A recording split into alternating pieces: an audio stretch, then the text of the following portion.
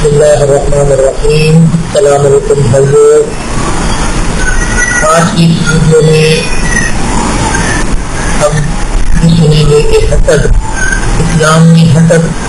کتنا بڑا گناہ ہے۔ حسد کہتے ہیں اگر کسی شخص کے ساتھ یا کسی آدمی کے پاس کوئی نعمت دیکھ کے اور اس کو دیکھ کر آدمی جل جائے اور یہ خواہش کرے کہ یہ نعمت میرے پاس آ جائے اور اس کے پاس نہ رہے،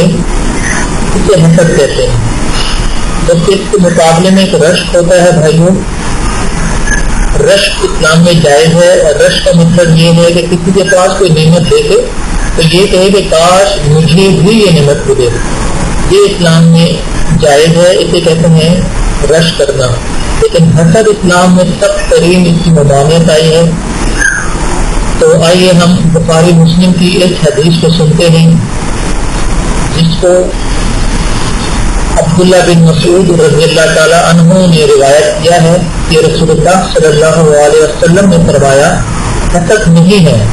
یعنی کہ حسد حرام ہے، لا حسد، حسد نہیں ہے مگر دو آدمیوں میں، مطلب دو آدمیوں میں حسد کرنا جائز ہے۔ ایک وہ شخص کہ جس کو اللہ تعالیٰ نے مال دیا ہو اور اس کو حق میں خرچ کرے، یعنی کہ اگر کسی آدمی کو اللہ تعالیٰ نے مال دیا ہو تو آدمی اس کو دیکھ کر یہ خواہش کرے کہ مجھے بھی اللہ مال دے اور میں بھی اللہ کی راہ میں خرچ کروں، تو یہ حسد جائز ہے۔ اور دوسرا وہ شخص جس کو اللہ تعالیٰ نے علم دیا ہو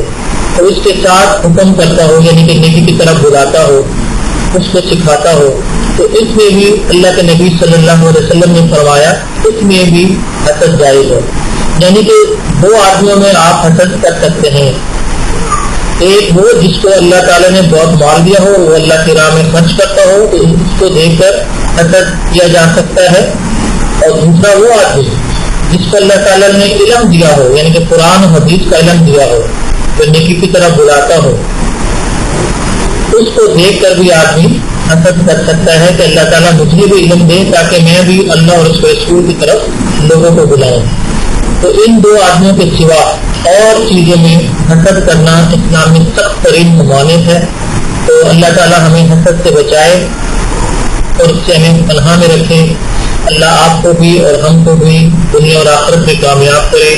آمین ثم آمین۔